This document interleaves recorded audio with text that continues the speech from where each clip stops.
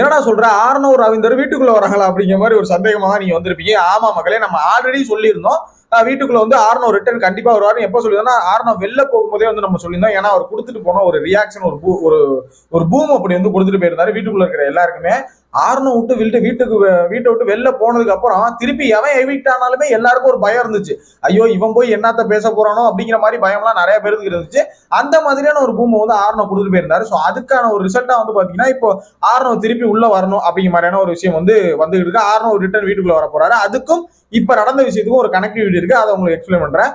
ரெண்டாவதா, முத்துக்குமரன் ஒரு title winner ஆகணும், இவ்வளவு மக்களுக்கு பிடிச்சிருக்கு அப்படிங்கிறதுக்கான ஒரு சிறந்த உதாரணம் இப்போ வந்து நடந்துச்சு. மூணாவது, வீட்டுக்குள்ள ஒரு ஸ்டோரி சொல்லிட்டு இருக்காங்க. அந்த ஸ்டோரிக்கும் ஆர்னோ ரவீந்தர் வீட்டுக்குள்ள வர்றதுக்கும் பயங்கரமான ஒரு கனெக்டிவிட்டி இருக்கு. இந்த ஒரு கனெக்டிவிட்டி வந்து பாத்தீங்கன்னா இவங்களுக்கு பயங்கரமான ஒரு ஷாக்கு கொடுக்கும் வீட்டுக்குள்ள இருக்க ஆளுகளுக்கு அப்படிங்கிறது தான் உண்மை. சரிங்களா? தேவையில்லாம சும்மா இருக்கிறவன வாவான்னு கூப்பிடுற மாதிரி ஒண்ணு வந்து பண்ணிட்டு இருக்காங்க அப்படிதான் சொல்லணும். சோ என்ன நடந்திருக்கு அப்படின்னா, முதல்ல இந்த ஸ்டோரியை பத்தி சொல்லிடுறேன்.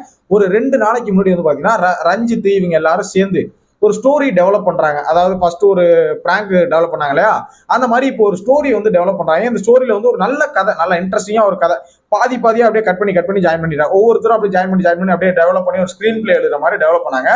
ஒன்றும் இல்லை, ஒரு பஸ்ல ஏறுறாங்க. அந்த ஸ்கூல்ல உள்ள ஆட்கள், அதாவது இந்த வீட்டுக்குள்ள இருக்கிற ஆட்கள் எல்லாம் பஸ்ல ஏறாங்க. ஊட்டி போறாங்க. ஊட்டி போயிட்டு அந்த ஊட்டியில போயிட்டு ஒரு சில விஷயங்கள் அங்க நடக்கிற மாதிரி அங்க ஒரு 2 வில்லன்கள் வந்து இவங்களை கடத்துற மாதிரியான ஒரு கான்செப்ட் வந்து யோசிச்சு வச்சிருக்காங்க.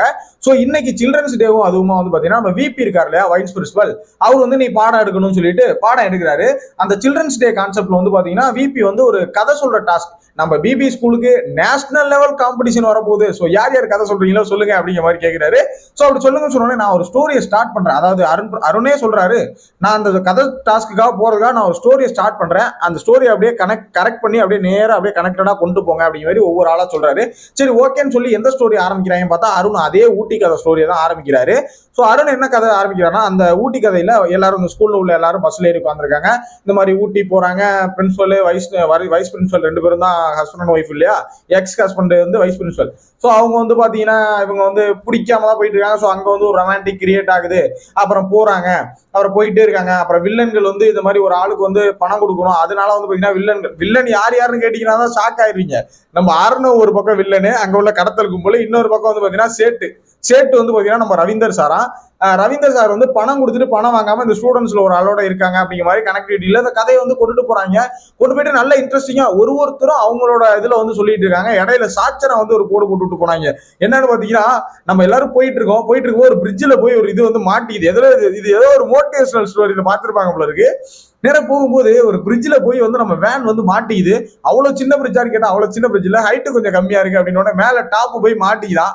மாட்டினோடனே என்னடா பண்றது, வண்டி எடுத்து முன்னாடி போக முடியல பின்னாடி போக முடியல நம்ம யோசிக்கிறோம்.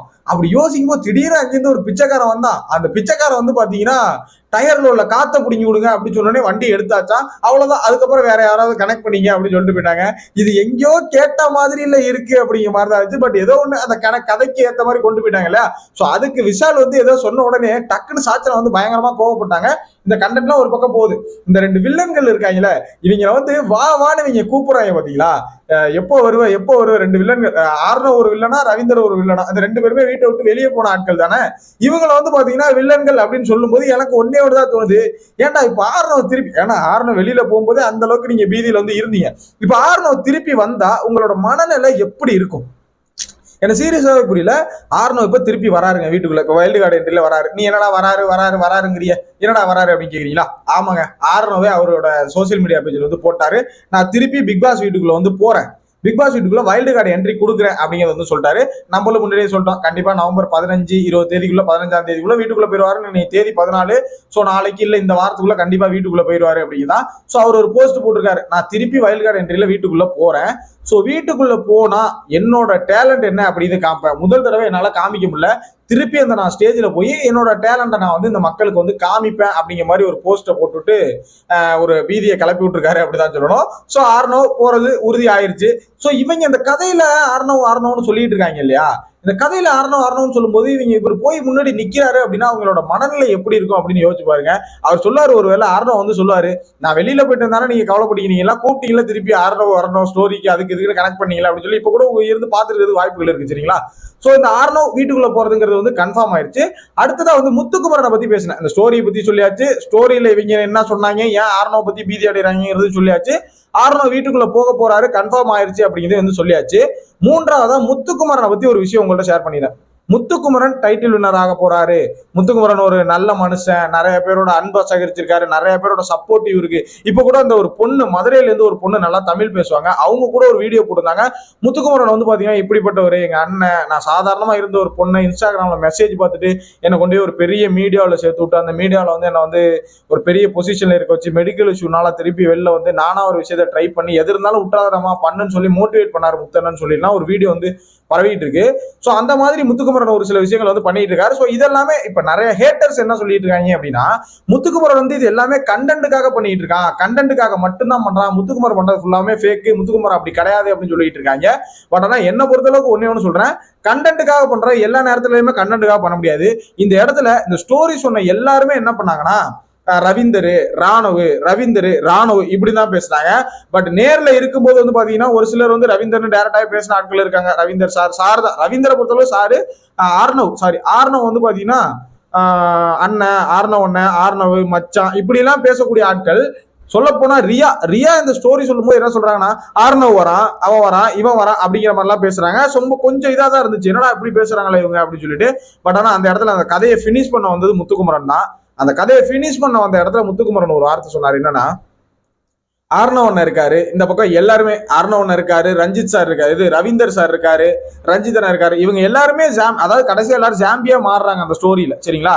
அந்த மாதிரி எல்லாருமே ஜாம்பியா மாறிட்டாங்க அப்படின்னு சொல்லும்போது அந்த இடத்துல கூட ஆளே இல்லைன்னு தெரிஞ்சும் கூட அந்த இடத்துல ஆர்னவ் ரஞ்சித் அப்படிங்கிறது நேச்சுரல் ஆரம்பத்திலேருந்து ஆர்னவ் அப்படின்னு கூப்பிட்டு தான் அவர் பழகிருக்காரு. ஸோ ஆள் இல்லைன்னாலும் அந்த ஆர்னவ் அப்படிங்கிறத தான் வந்து சொன்னாரு. ஸோ இதுல இருந்து அவரோட குட் குவாலிட்டி என்ன அப்படிங்கிறது நம்ம தெரிஞ்சுக்கலாம். ஸோ இதுக்காக மட்டும்தான் அவருக்கு இந்த அளவுக்கு ஒரு ஃபேன் பேஸ், இந்த அளவுக்கு ஒரு ஆடியன்ஸ் சப்போர்ட் வந்து இருக்கு அப்படிங்கிறது. ஸோ இந்த வாரம் முத்துக்குமரன் வந்து நாமினேஷன்ல இல்ல. ஸோ கண்டிப்பா அடுத்து எப்படி வரப்போகுது அப்படிங்கிறத வந்து வெயிட் பண்ணி பார்க்கலாம்.